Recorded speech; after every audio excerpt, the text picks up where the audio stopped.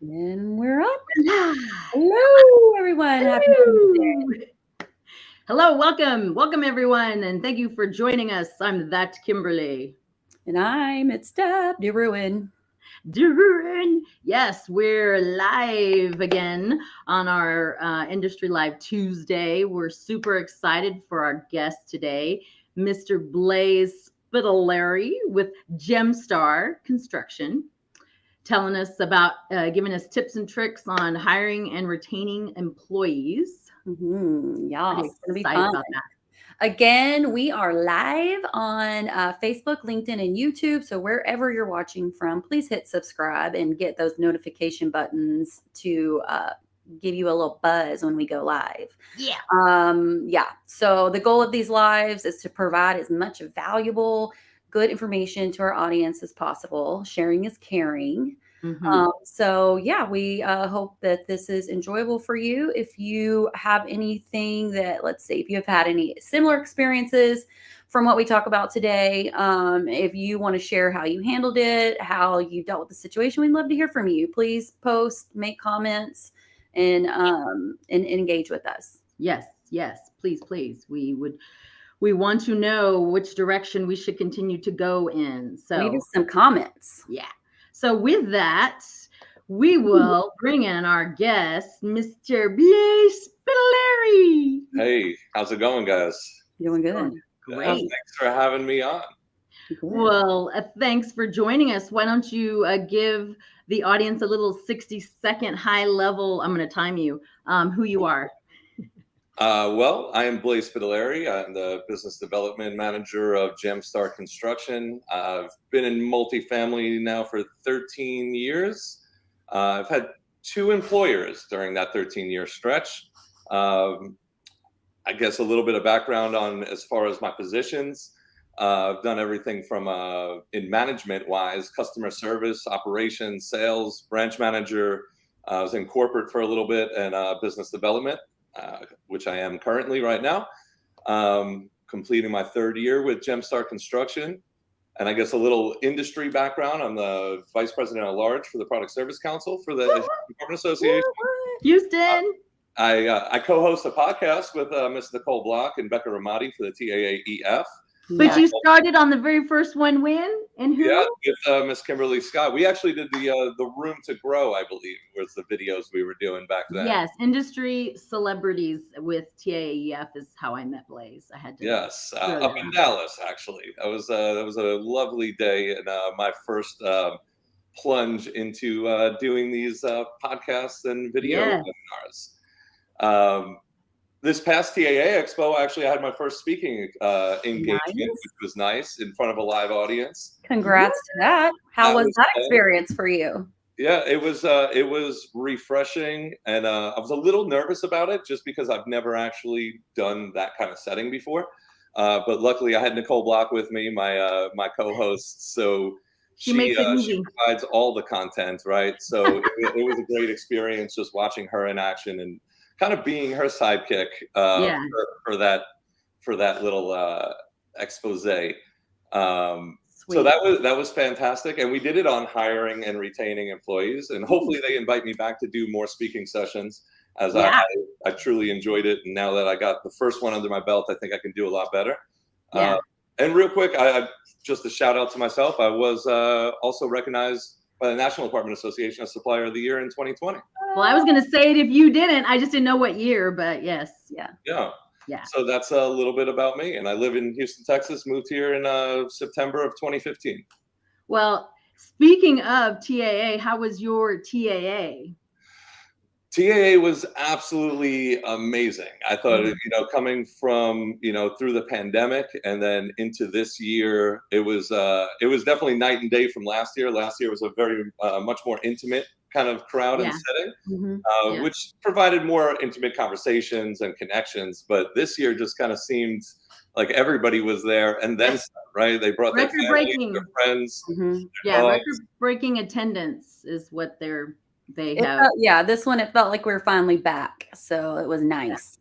Yeah, and it was great just seeing everybody, reconnecting with everybody. Not only on the trade room floor, but around the conference area. And then we had great speakers So all of our sessions were fantastic. You Mm-hmm. lovely ladies did a session as well, and you guys were on the same time I was. So Yeah. unfortunately, we were not able to sit in on each other's. No. But I planned on seeing you guys until they asked me to do my own. I was like, We're like, hey, we want you to do the best you, so we're glad you missed us. Hey guys, we got a couple of folks here. We got Laura Lestis watching. Hey Laura, she says, "Hey ladies, hello Blaise." Thank you, "Oh, Laura. And then we've got Miss Tammy Broadway watching too. Hey Tammy. Hey, Tammy. What? Cool. So overall, Overall, TAA? it was good for everyone, right? Yep, it was a really good show. Yes. So Yeah. if you missed out, shame on you. Be there next year. It's in Fort Worth. Sign up early. Yes, for sure. And Will sign up for sell the out. stuff, people. Like go attend, like if you're a supplier, just go to the opening session and go to the opening party and do those things. Yeah, It's all about networking. cosmetics were great too at that opening party. Everybody seemed last. So overall, everything. Yep, Yeah, for everything sure. was fantastic. So let's jump into this topic, seeing as that we know we have tight schedules today. But first off, Blaise, what is your claim to fame that not many people know about when it comes to interviewing? I know you said you've had two companies that you've worked for within multifamily, but what's career-wise? What's that interview claim to fame? So I've interviewed or I've applied for many positions over my lifespan, right? Just like most people have. I've successfully, every time I've actually gotten into a room to actually have a face-to-face interview, I have always walked away with a job offer.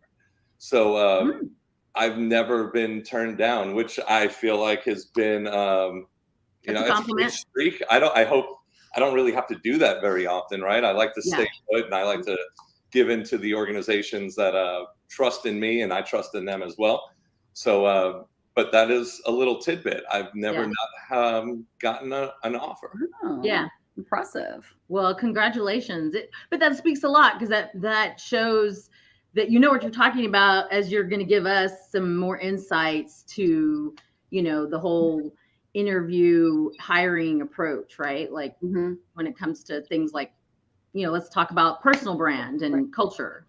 Yeah. So as far as hiring, like what's your approach to hiring? So, hiring is like an art, right? And it's up for there's no one way to do it. It's all up for interpretation for whatever your needs are or where you see your vision, going in an organization for, not 90 days, right? You're not hiring somebody for 90 days or for a year. Your intent has always got to be that I'm going to hire this person for the long haul, right? We want employees to be engaged and be upfront with intent on what those visions are going to be over the long haul and make sure that your values align. So expectations. Work, that's going to be the approach, and just being transparent with those visions. Right. Yeah, I agree. Setting real world expectations for sure, and having the open conversation about them. Do you have a favorite interview question? No, actually, I don't. So I don't really go by the book. Lord, I do. I have one. When you're, what do you do then if you don't go by the book? I really try to. So our process recently has been, and it's kind of always been my approach in these kind of settings, is initially just trying to have a conversation with the potential employee and really just trying to get to know them, their personalities, and then their goals, where they can see themselves in 3 to 5 years, and then even further than that. So breaking down and, even getting into, and this might be not the HR friendly, but like their hobbies and their passions in life. Because I think with your company culture, your organization, what you guys represent, they have to line up. So just being really upfront with, I don't know, those kind of ideas and values will right. essentially, Yeah. No, I love that. I very conversational too. Like I really want to get to know that person, and I like to ask them what, like, I mean, what I like to know what drives everybody. Like what Mhm. is it that like what's your like I don't want to say love language, but like your work love language. Like what is it that, you need in order to feel validated and successful? Like what does that mean to you? Mhm. Yeah, and that could evolve as well, right? Because we're evolving Mhm. as a society all the time too. So it's important to check back in too with those individuals. If you end up making that, that commitment and you guys end up in a partnership, what does it look like? Check in with them, often enough where Mhm. you can be like, hey, is everything meeting your expectations? Are we Yeah. meeting your expectations? Is what our vision that we said, aligning with what progress you're making? And then Mhm. like, has that changed at all? Yeah. So I think it's really important to constantly just be asking those same questions because sometimes, and it happens often, um, it evolves, right? Your visions evolve, it changes, it adapts to times. We can look at COVID, uh, that whole scenario, because people's priorities changed a lot. Yeah. So, not only the employee, but the employers. So there's different approaches that constantly was, you know, in question. Yeah. So Mhm. it's making sure that, a year down the road, 2 years down the road, what are we doing that can make you better? And what are you now bringing to the table? If your vision has changed, how could we adapt to that and, get Mhm. the most productivity out of it? Yeah. Having open lines of communicate, being transparent in your communication definitely retains them, you know, and keeps both sides happy. It's a win-win. Yeah, Absolutely. absolutely. Um, I like so as far are you hiring like I mean, do you hire multiple positions or are you solely like sales positions? Is that normally what you're interviewing for is sales? Yeah, so recently it's been, just sales, right? Mhm. We have other departments that they know their job scope a little bit better than like I'm not going to be hiring an estimator or Mhm. field people as well. But I can, if I meet somebody and I say, hey, this person might be a great candidate, I'll pass them along to those departments and leave that up to them. Mhm. Mhm. Yeah, yeah.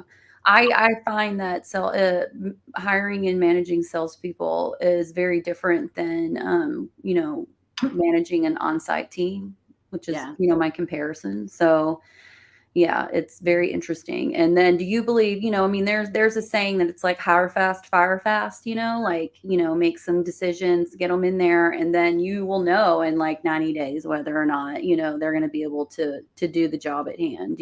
What's your take on that? So that's actually funny that you bring that up too, because, like I said, just on the Mhm. top of the show, like you're not hiring for those 90 days, but you can definitely tell within those 3 months where this person might be in with your organization, right? Are they struggling? Are they a bad fit? Are they a great fit? Mhm. I've hired a good deal of people over the course of my career.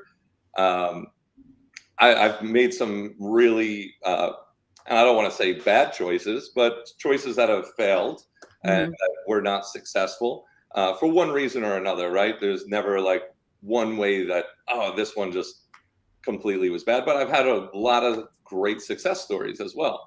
Um, so I hope that I have more successes than I do failures, and I think my track record shows that I have successfully had more good hires than not so good hires. Um, but I think I'm kind of losing where I was there. But I think it's important, and I Mhm. use this analogy. And Kimberly, I think actually we talked about it just the other day. Mhm. If you have like a tumor in your body, right? If you find a tumor in your body, you're going to get it cut out, right? Because for one, you want to make sure that it's not cancerous and it's not Yeah. going to spread, right? So regardless of the tumor, you need to remove it. And then sometimes you find out maybe it's benign, but it's the same thing in any organization. When you find that cancer or you feel like there's a tumor somewhere, you want to address it right away. Mhm. And then get your world of professionals around you to give their opinion, right? Mhm. What can you do differently right now? Maybe you can cut out that tumor, but just fix the challenge maybe it's cancer and you just have to go a different route. But either way, you don't want it affecting your body. Right. That's the same. It crosses over to your organization as well. You don't want that to spread. For sure. That's the worst thing, when organizations keep a tumor within the organization because of the, because they bring in money, but they don't seem to care about how they affect the overall culture and vibe of the company in general. Yeah, and I think fear as well. People keep them because of fear, right? Yeah. If we lose this position, we're going to all have to step up in different ways so it's a lack of people in an organization too. You're not always prepared to lose somebody. Yeah. So even if it is a tumor, and it's something that you need to change, people fear it because you're like, what are we going to do if we have to make this change right away? Yeah. Even if we get somebody in, there's training, there's a process, there's, all of it.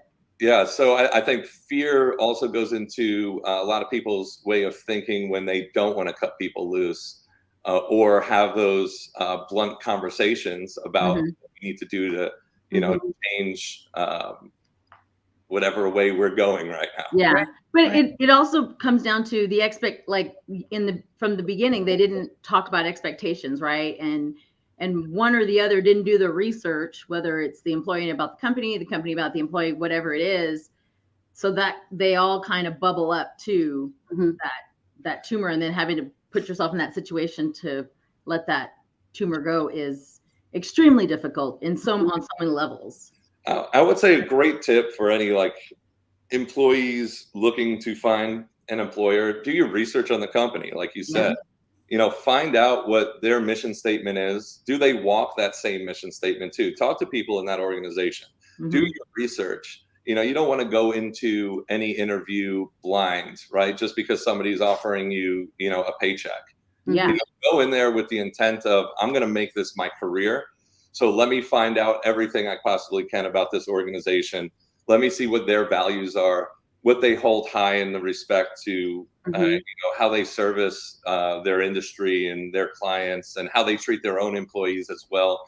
You can go into a company and make tons of money, but if you don't feel like you're productive or valued, it's not really worth anything. Yeah.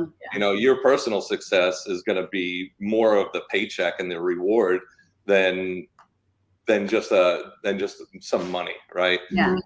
And peace of mind, and your peace of mind is definitely And your sanity. Yeah. Sometimes when it sounds like it's too good to be true, it is. And sometimes those big paychecks are big paychecks because they come with a lot of abuse. Yeah, a lot of baggage comes with those. What do they call that? Hazard pay? Hazard pay. So you should add, that should be a red flag, and you should do your homework. Yes, no hazard pay, folks. It's very, very bad. No. As far as retention, employee retention, what's important to you? What have you found to be most effective in your career? Well, always checking back in, having those conversations, like I said earlier, but it's constant training, right? Our markets are always changing. Our products are always changing. It's just making sure that everybody's staying up with the times. I think, that education and those trainings are ideal to retain your employees. I think more than that, obviously, I think, rewarding your successes. I think too many times organizations want to point out what you're not doing. And I don't think that's a fantastic approach at all. I think that, you need to see, hey, this is what you're doing great. And if there are those challenges, address them. Be upfront, be blunt, and it's a learning experience. Every failure comes with an opportunity to learn. And offer them training, because it's as the organization, it's up to you to help them succeed. And if you're not, and as their leader, right? You have to. And there's an approach to it as well, right? You can't go in there and just start telling somebody, and I say telling, there's a point, because you can suggest, but you don't want to tell somebody what to do, what not to do. You need to suggest that this has been successful. And if you don't agree, show me otherwise. Have those, be open to also get that feedback, right? Where things might be changing that you might not see. We only have 2 eyes and 2 ears. We're out there as much as we can, but it's really there's a whole other world out there that we can be learning about. So like, as far as retention, like communication seems like that's the number one thing for you, but then also making them feel valued. Absolutely. Mm-hmm. And whatever that means for the organization, right? It could Yeah. be, just employee, party, or it could just be, you close a huge deal and we want to just celebrate you. Like, yeah. Or even ask them, what do you want? You know, Yeah. a lot of people are like, ask them find out what's important to that person, that individual, because everybody from every generation is different. Don't assume. Yeah. So, and 100%. recognition, I think, goes a lot further sometimes I agree. than monetary values as Yeah. well. Even though, money makes the world go round, so that always helps as well. And, Yeah. Nobody will disagree with that. Yeah. But yeah, it's the recognition as well that, you're doing a great job, and, you celebrate the wins every chance you get, Laura Lestis. Yep. Yeah. Celebrate the wins. Absolutely. 100%. And don't do it, like, don't just do it once and not ever do it again. Do it every single time. And the consistency is very key. There you go. always have to be consistent with what you're doing and your follow up. And that's, For sure. Anything in life. Yeah. 100%. We did talk a little bit, I guess this was offline, but we talked a little bit about like personal brand as well. And I kind of want to touch base on that a little bit as well. But like company culture, I wanted to kind of touch back on. So I've been with Gemstar now, it's almost 3 years. When I went to Gemstar, I actually did not know I wanted to go to Gemstar. They approached me and we spoke a handful of times. Process actually took a while, just because I wasn't really willing to make any kind of move. But we talked. I met with them over and over again, and I remember the last conversation I was having with the owners. We were sitting in the boardroom, and one of the owners asked me if I was interviewing them or they were interviewing me. I love that. And I said we're both Always. interviewing each Always. other. Right? I just want to make sure that you know who I am and what I'm looking to do. And if that fits with your vision and what you're trying to do, then we can make that mesh and work. Yeah. So that is very important for when you're sitting down and having those interviews. And that's part of the company research as well. Research those organizations so that you go in there and have a conversation, not just sit there and take the questions, answer the questions like you think that they need to be answered. Go in there with your own set of questions and then segue in during the conversation your own questions. So it's a conversation. That's how you really get to know people, their body language, their heart, and their natural ability. And if that works for both you and the employer, then you probably have a match. Yeah. And not being so in a hurry. Like, so how long did you say it took? It took about 6 months. Yeah. The longest one I ever took was 3 months. Deb, what's the longest interview process you've ever gone through? Because I would say probably like a couple months. Yeah. And it varies, right? Sometimes there's an immediate needs. So like you need to pull the trigger a little bit quicker. Sometimes like for Gemstar, for example, I mean, this was a new position that they were looking to add onto their team. So there was some factors that allowed me to really, and them to take our time and make sure this was the right decision for both of us. Yeah, that's good. And that really gave me an opportunity to actually more or less create a personal brand for myself, which I hadn't done before. I'm still trying to figure out what that personal brand is. I think people might have their expectations or their vision of who I am or what I do, but I think that sometimes gets caught up into the persona of who I am. Yeah. Well, it's ever changing too. So it is, and it changes. I'm gonna jump off. But I'm gonna let you guys wrap up and keep talking about this because this is really good stuff right here. But But Yeah, and I'm sorry, I'm not giving a lot of tips and tricks. I'm more so giving a philosophy, I think, and some antidotes from my own yeah, well, experience. because it's from your own point of view, your own experience, and with your background, you can add to any style. You can add those things to that, or that person can add your style and maybe tweak theirs. Yeah, I would say just be authentic. At For the end of sure. the day, like really be authentic and try to get whoever you're speaking with to be authentic back. Yeah, You for need sure. to find that balance because that's how you're really going to truly know that the people that you're bringing in have Yeah. that same And intention. and if you're and those things are important, like whatever things, when in your research, that's why doing the research on the company, like, so she thank you for she's telling us here that what her current employer does, they offer grants for their continued education. If that is something that's important to you, then you should ask that in when Yeah. it comes when it feels right, or if they Or want you during to the stay at the interview very process, end. really. I mean, Say it again? find out what kind of benefits that they Yeah. have to offer. And if there is something that maybe they don't even say, ask them if it's something that they would support. Yeah. Our industry is very unique where, most organizations want to invest in their people to get the industry education and Yeah. be For out sure. there and network through all of these education opportunities. We just came from TAA, we got HAA coming up. Yeah. Actually, and real quick, as I shift, and thank you for that comment, Xochi. We have the Units magazine, NAA, puts out, and I wasn't able to read it. So, NAA people, if you're listening to this, your link was broken on your virtual magazine, but it was an article about employee burnout as well. Uh-huh. So, and that's kind of that following up, right, to see Yeah. why employees are getting burned out because Yeah. it happens all the time. And I know during, from the COVID to the freeze to All of everything that. that's been going on, I know everybody's feeling a little bit burnt out in Yeah. general. But what could we do as an organization to make people feel a little less stressed? Yeah. To actually help that retention, right? What Well, can we do a little bit different?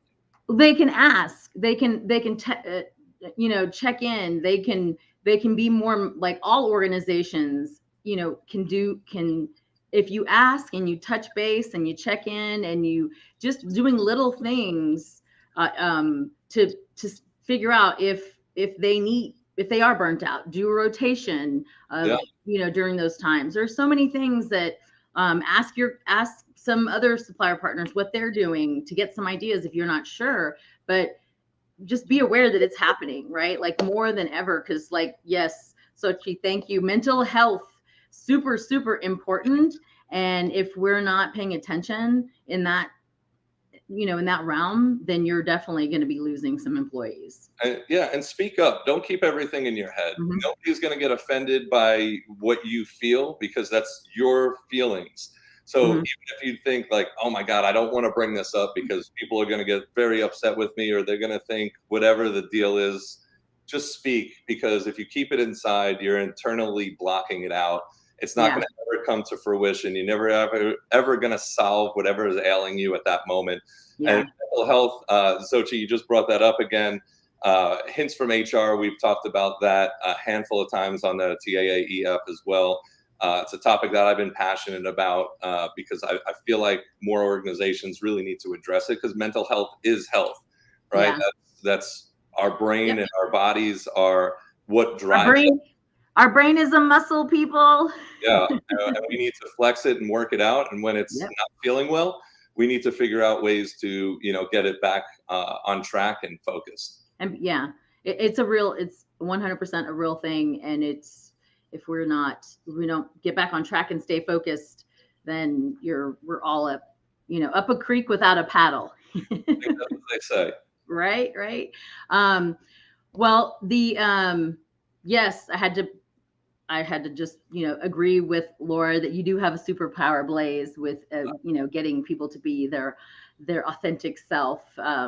So Laura, you have some superpowers as well. One of these days we'll get her on here so she can give us some tips and tricks on hiring. Cause Laura and I had some very authentic conversations in our day when we kind of first sat down with each other. Uh-huh. I cherish them, Laura. So thank you. Yes, definitely. So did we miss anything? Is there any last,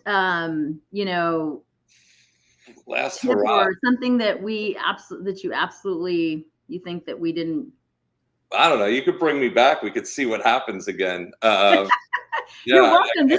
Hey, you have an open invitation, just so you know, always, if there is a topic or something you want to speak about, we would always love to have you back. You're always fun to talk with. So please just know that.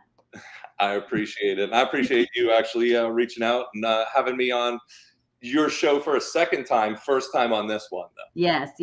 Kind Kids Club back in the COVID year or whatever that was. Yeah, I would just say, just to wrap it up too, just be authentic, go in with an intent, have a strategic plan for what you envision, whatever position it is that you're looking for, and then being able to continuously follow up, making sure those expectations are being met, that your employees are satisfied, that they're happy with where things are going. Ask them what can you do better, and also don't be afraid of getting that feedback as well. Constructive criticism and being blunt. No. Constructive feedback, not criticism. We need constructive feedback has been a catalyst for success, right? Yes. I mean, just be authentic. Yeah, for sure.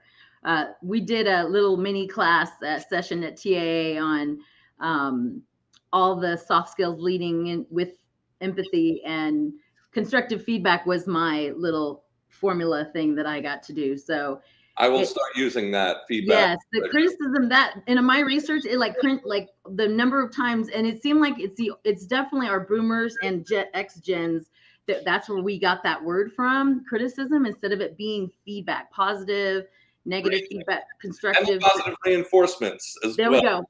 Yeah, 100%. It is very, very important to get that and to ask for that.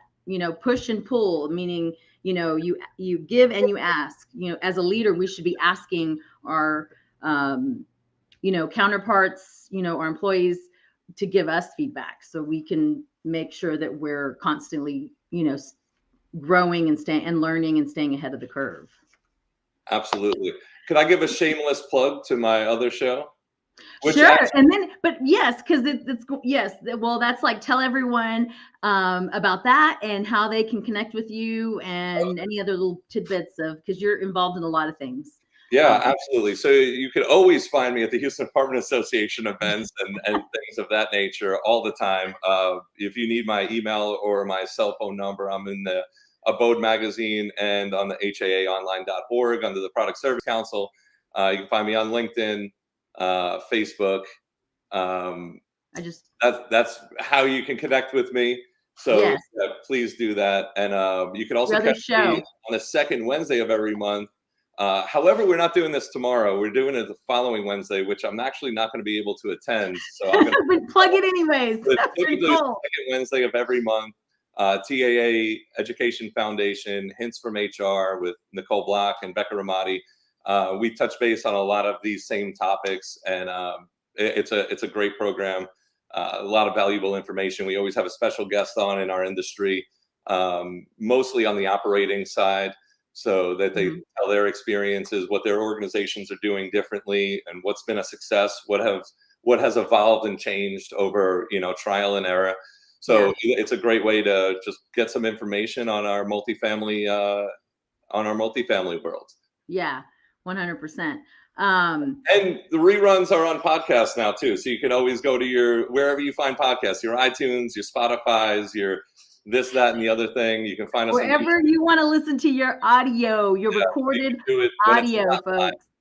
Yeah, those are the not live ones. But if you catch us live, you can interact like you're doing right now on this beautiful program right here too.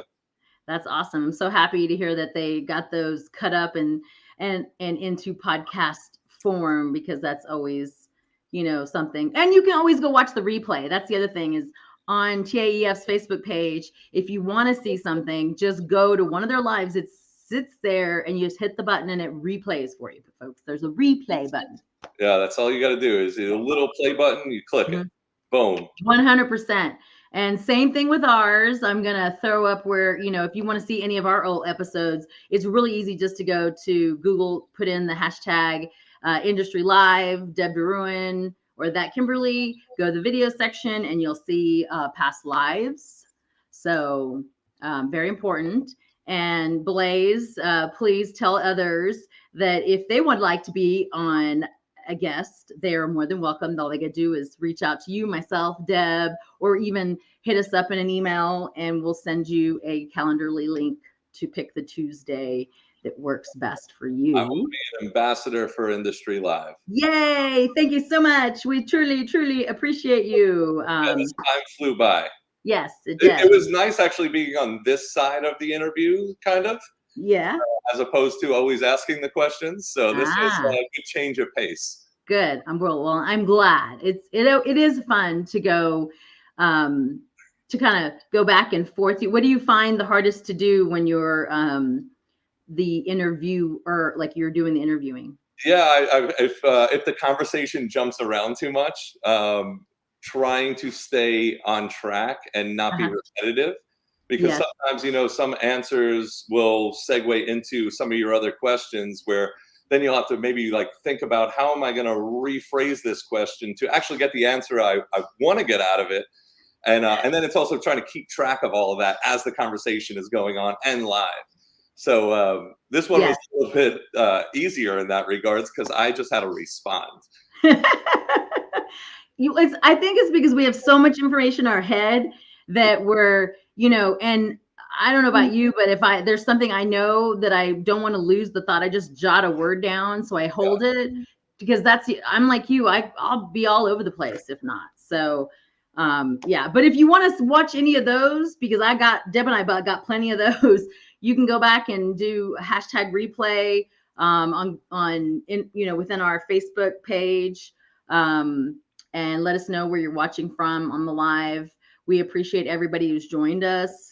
Thank you, Laura, for the compliment. We love you as well. And yes, Sochi, thank you so much. We appreciate you. Tammy, thank you for joining us. Everybody, and if you guys, again, next Tuesday, we'll be here. You have the guest, right? The mystery guest next week? Yes, we have a mystery guest. Boo! And it might just be Deb and I. You never know. But that, because it is we're trying to bring the most education to our audience. So it's not like this is a paying gig or anything. So we do the best with what we got. Very admirable, right? The volunteerism is it's respected. Well, thank you very much. We appreciate you. I